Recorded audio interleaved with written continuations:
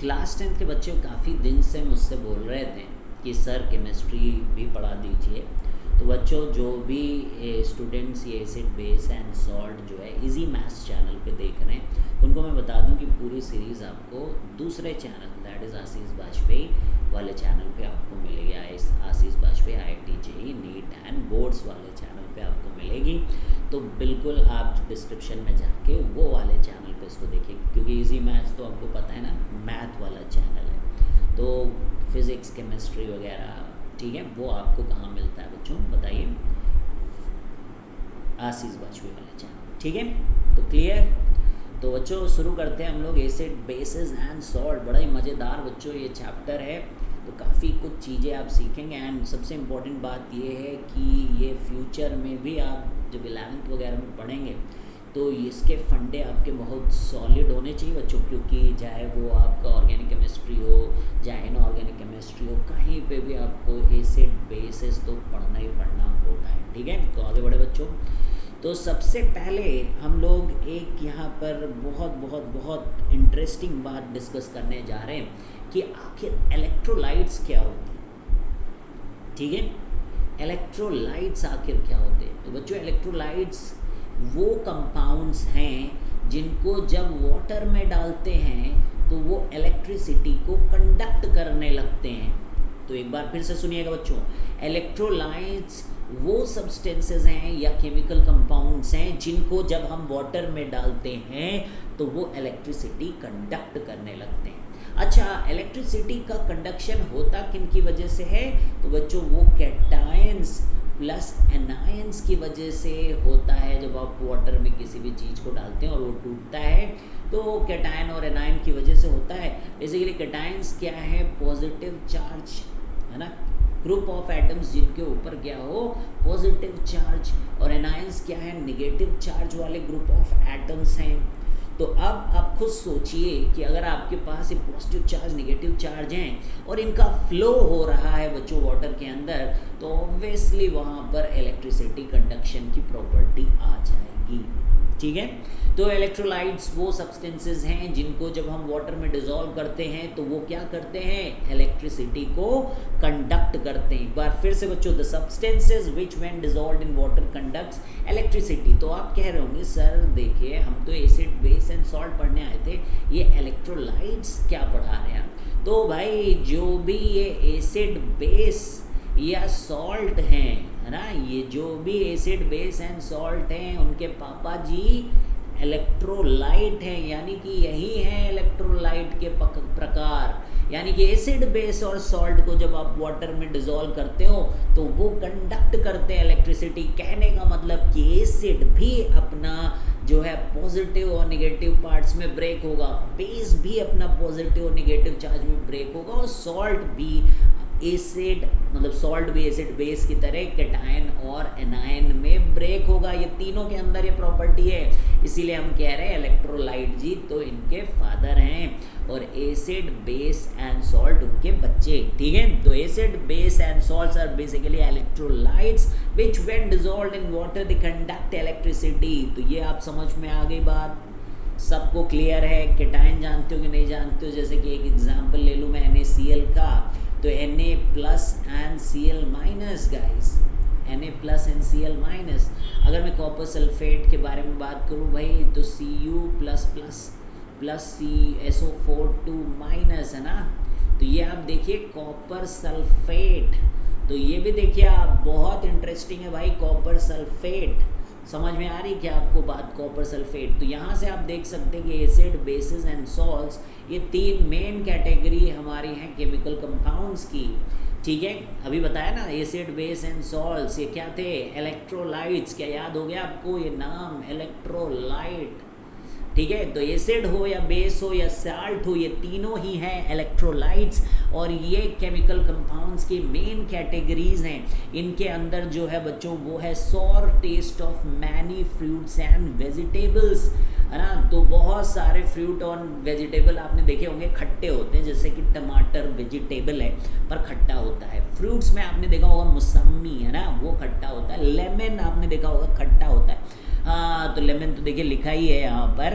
तो ये खट्टे क्यों हैं भाई, इनमें खट्टास कहाँ से आई है? कोई तो होगा ऐसा कंपाउंड जो उसमें खट्टे को इंजेक्शन से भर रहा होगा, है ना।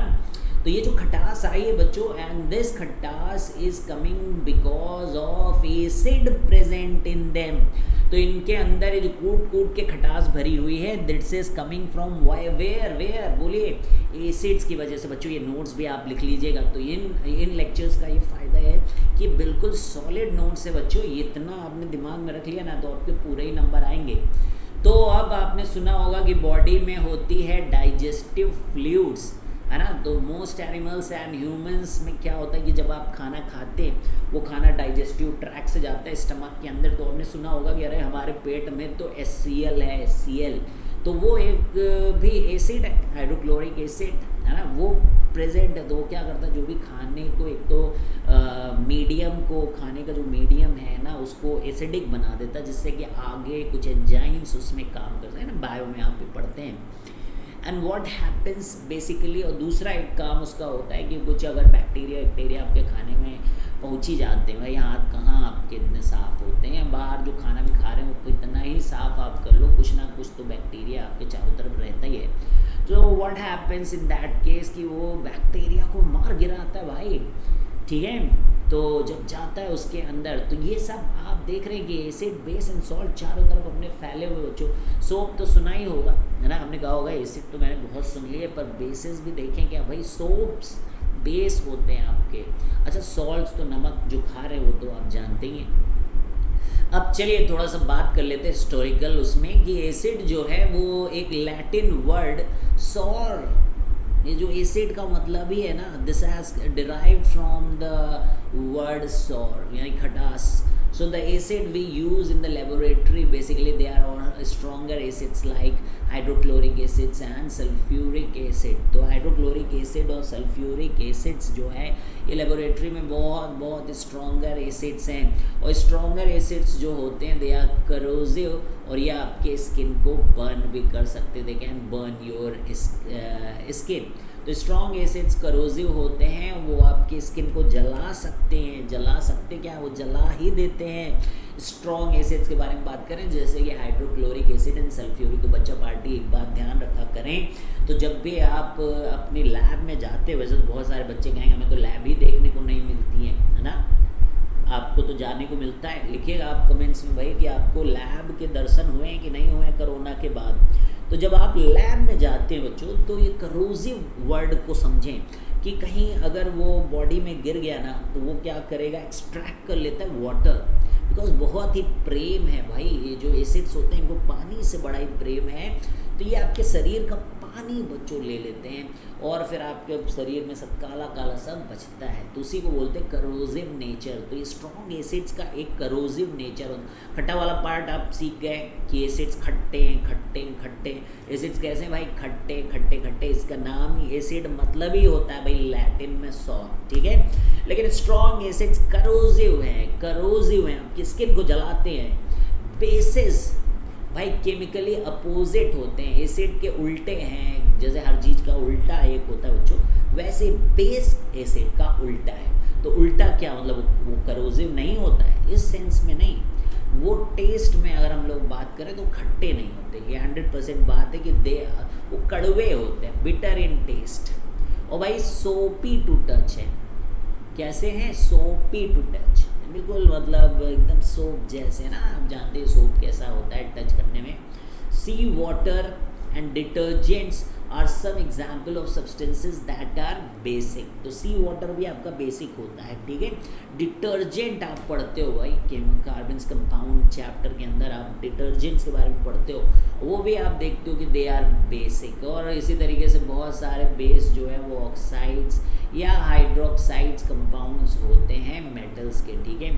तो मैनी बेसेस आर ऑक्साइड्स और हाइड्रोक्साइड्स कंपाउंड्स ऑफ मेटल्स। तो strong bases can also burn one's skin. तो जो स्ट्रॉन्ग बेस होते हैं वो स्किन को भी बर्न कर सकते हैं भाई। Strong bases can also burn है ना, स्किन्स को बर्न कर सकते। Strong bases basically they can burn one's skin, understand this. Strong bases can also burn one's skin, है ना। कोरोजिव नेचर, ऐसा नहीं कि केवल एसिड के साथ वो एसोसिएटेड है, वो बेस के साथ भी बच्चों एसोसिएटेड है। तो चलिए बात करते हैं हम लोग अरहेनियस थ्योरी के बारे में। अकॉर्डिंग टू अरहेनियस थ्योरी क्या होता है, तो एसिड्स की कई सारी थ्योरी होती है, तो बेसिक प्रॉपर्टीज़ हो गई एसिड की। लेकिन जब हम बात करते हैं कुछ थ्योरीज, जैसे लेविस की थ्योरी, लॉरियन ब्रोनस्टेड की थ्योरी और अरहेनियस की थ्योरी, लेकिन हम क्लास 10 में बच्चों पढ़ने वाले हैं अरहेनियस की थ्योरी के बारे में। तो एसिड वो सब्सटेंस होता है जब उसको हम लोग वाटर में डिज़ोल्व करते हैं तो वो आयनाइज होता है और रिलीज़ करता है हाइड्रोजन आयन सॉल्यूशन में।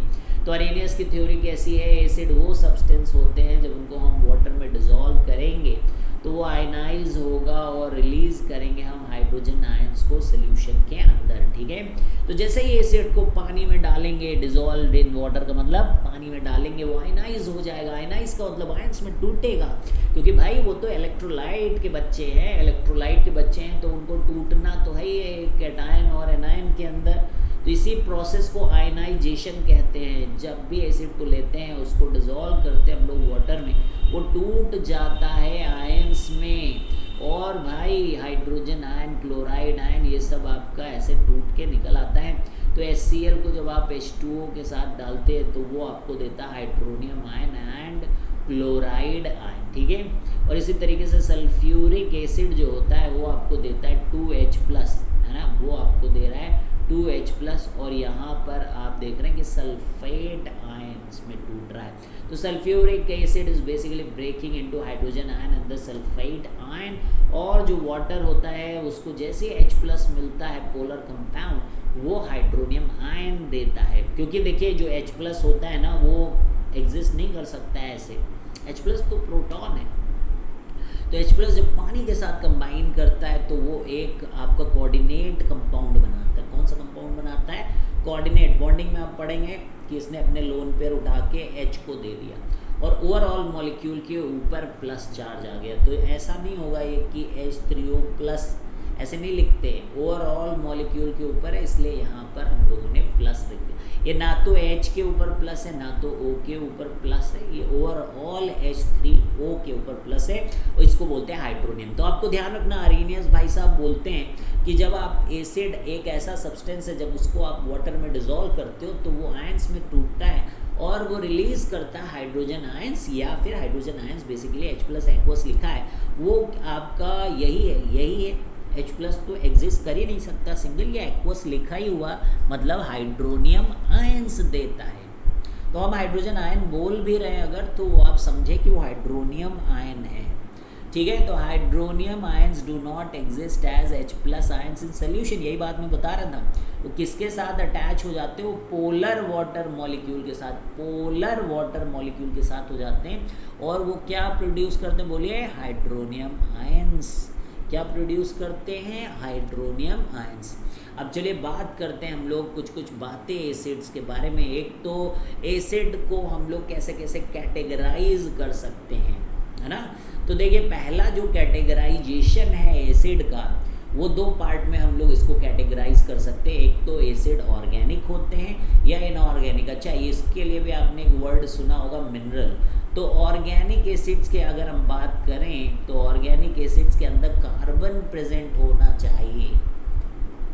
क्या होना चाहिए, कार्बन प्रेजेंट होना चाहिए, ठीक है। जैसे कि एसिटिक एसिड देखिए यहाँ पे CH3COOH, it's carbon should be there and this carbon should be bonded with oxygen, है ना। कार्बन जो है आपका ऑक्सीजन के साथ बॉन्डिंग कर रहा हो ऐसे इस टाइप से, ठीक है। O के साथ देखिए यहाँ पे बॉन्ड कर रहा है कार्बन। तो ये वाले एसिड्स हम लोग ऑर्गेनिक एसिड्स करते हैं, और ये निकल के कहाँ से आते हैं, लाइक सोर्स के बेसिस पे हम लोग बात कर रहे हैं यहाँ पर। They are coming from plants and animals, जिंदा वस्तुओं से, वस्तु थोड़ी नहीं होते, है ना। प्लांट्स एंड जीव जंतु से, प्लांट्स एंड एनिमल से। सो तो ऑर्गेनिक एसिड्स कहाँ से आ रहे हैं भाई बताइए, प्लांट एंड एनिमल से। बताइए ऑर्गेनिक एसिड कहाँ से आ रहे हैं, प्लांट्स एंड एनिमल से। जैसे कि सिट्रस फ्रूट्स हैं, ठीक है, टैमरिंड है, तो ये सब क्या है, ऑर्गेनिक एसिड है। Vinegar, they are organic acids. तो समझे। और मिनरल एसिड कहाँ से आ रहे भाई, मिनरल नाम ही है मिनरल से, रॉक से, ठीक है। तो ये कौन से हैं, जैसे HCl, H2SO4, देख रहे हैं कार्बन प्रेजेंट नहीं है, इस तरीके के नहीं होंगे, लेकिन एक है भाई H2CO3, H2CO3, ठीक है, इसमें कार्बन प्रेजेंट है लेकिन it is coming from the mineral, ठीक है। तो ये एक एक्सेप्शन सा है, इसको ध्यान रखिएगा आप। तो समझ गए आप। तो ये क्या हो गया, हम लोग बोल रहे हैं कि भाई एसिड को आप ऑर्गेनिक या इनऑर्गेनिक या मिनरल एसिड कैसे बोलते हैं, दैट डिपेंड्स अपॉन व्हाट, किस चीज़ के ऊपर, कि वो प्लांट्स एनिमल से आ रहे हैं क्या, जीव जंतु से आ रहे हैं क्या उनके अंदर कार्बन प्रेजेंट है, that carbon is also attach to the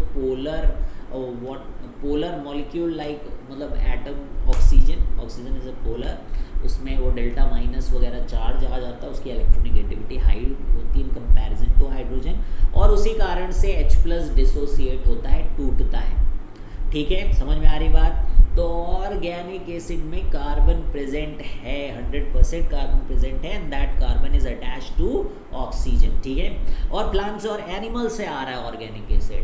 minerals कहाँ से, रॉक से आ रहे हैं, ठीक है। मिनरल कहाँ से आ रहा है, रॉक से आ रहे हैं, रॉक से।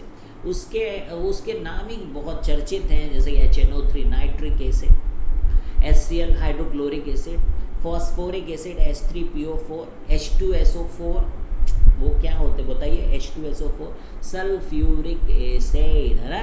तो ये सब कौन से टाइप के एसिड है बताइएगा, इनऑर्गेनिक एसिड, ठीक है। अब फिर क्या होता है जब हम लोग एसिड्स के बारे में बात करते हैं, तो it has the number of displaceable H+ ions, यानी कि बेसिसिटी पर मॉलिक्यूल, एंड लाइक कितने आप जब एक मॉलिक्यूल आपका एसिड का वाटर में डालो तो कितने नंबर ऑफ H+ आयंस जो है डिसोसिएट कर सकता है, उसके बेसिस पे हम लोग इनको क्लासिफाई करते हैं अलग अलग। तो ये वाला आपका सोर्स के बेसिस पे था, और ये बेसिसिटी के बेसिस पे है। This is based on what, basicity. देखिए एसिड के केस में हम we are talking about basicity. तो एक H+ अगर देता है तो मोनोबेसिक है, और अगर 2 H+ देता है तो डाई बेसिक, और 3 H+ देता है तो भाई ट्राई बेसिक। जैसे कि HCl 1 H दे रहा है, H2SO4 2 H देगा, और H3PO4 3 H देगा, ठीक है। तो monobasic, dibasic and tribasic, ठीक, monobasic, dibasic and tribasic. So on the basis of degree of ionization, this can be classified as a strong or weak acid, like HCl is a strong acid and this is a weak acid.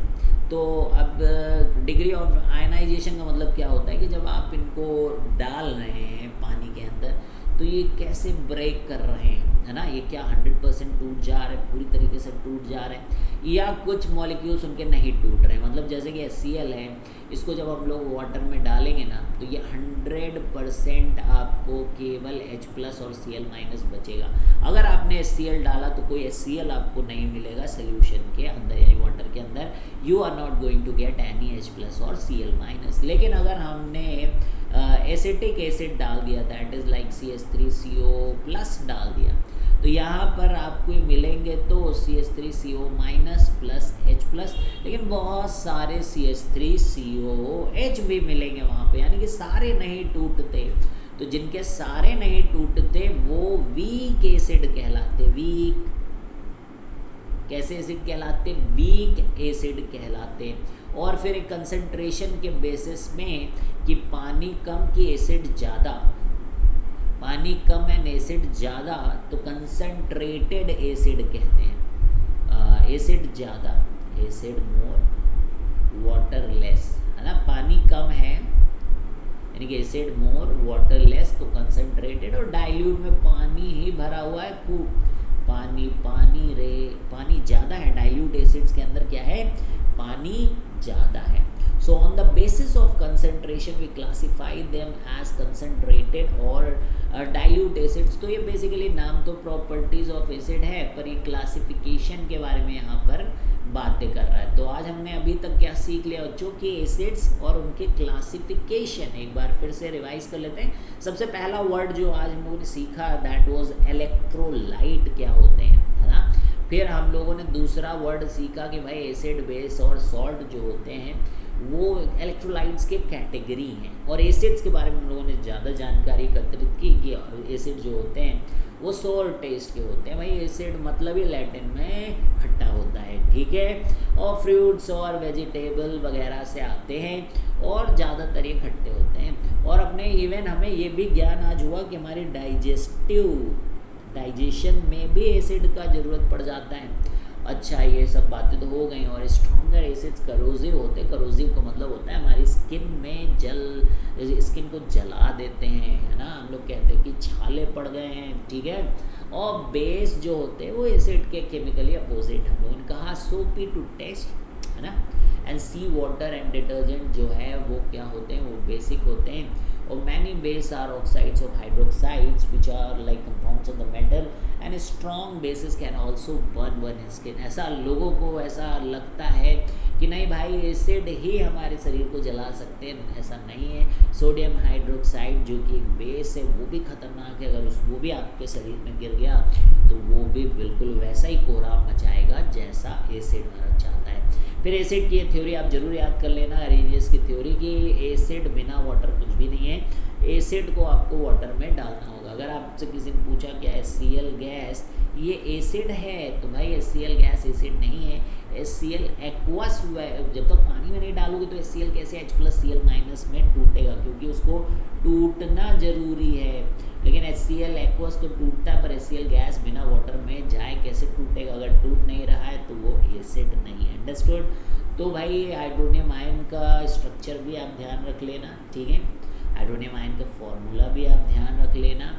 और ठीक है, I think काफ़ी आप समझ गए हैं। और proper classification, है ना। तो बहुत ज़्यादा हम लोग कवर नहीं कर रहे हैं आज। Acids and the classification on the basis of concentration, on the basis of basicity, on the basis of the source and on the basis of degree of ionization। अगर पूरी तरीके से टूट जाते हैं, सारे के सारे टूट जाते हैं, तो फिर तो स्ट्रॉन्ग एसिड होते हैं। और अगर सारे नहीं टूटते हैं तो फिर वो वीक होते हैं। अच्छा, एक बात मैं बता दूं कि जितने भी ऑर्गेनिक एसिड होते हैं वो सब वीक होते हैं, ठीक है। जितने भी ऑर्गेनिक एसिड्स होते हैं वो सब वीक होते हैं, ठीक है।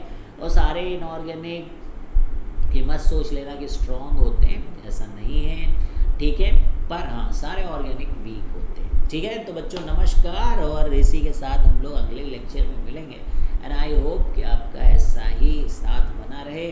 और इजी मैथ्स वाले चैनल वाले बच्चों को मैं बोलूँगा कि आप जरूर से ज़रूर स्विच करिए वहाँ पर और इन्जॉय करिए अगले लेक्चर्स को इनके। और एक बात और आप ध्यान रखिएगा बच्चों, जो भी बच्चे यहाँ पे आशीष बाजपेयी वाले चैनल में, वो ये पता होना चाहिए कि पूरी क्लास 10th की RD शर्मा है बच्चों, जिसने आज तक पूरा हमारे लेक्चर्स पढ़ लिए 1 to लास्ट, उसके फुल नंबर ना आए, ऐसा हो ही नहीं सकता। आप कमेंट्स में जाके देखिएगा बच्चों, हमें बच्चे बताते हैं कि उनके पूरे नंबर आ रहे भाई मैथ्स में। उनके स्कूल के टीचर और कोचिंग के टीचर भी इन लाजवाब लेक्चर्स से कम्पीट नहीं कर सकते, क्योंकि उनको भाई टाइम की कमी है। यहाँ पर कोई टाइम की कमी नहीं है मेरे पास, ठीक है। आपको अपना टाइम निकाल के सीखने की अगर इच्छा है तो आप जरूर से जरूर RD शर्मा के लेक्चर्स को देखें, ठीक है। You are going to be like rock star in mathematics. चलिए बच्चों, bye bye, see you guys. आपका प्रेम और प्यार मोहब्बत ऐसे ही बनी रहे, दुआएं हैं आपकी। चलिए बच्चों, बाय बाय।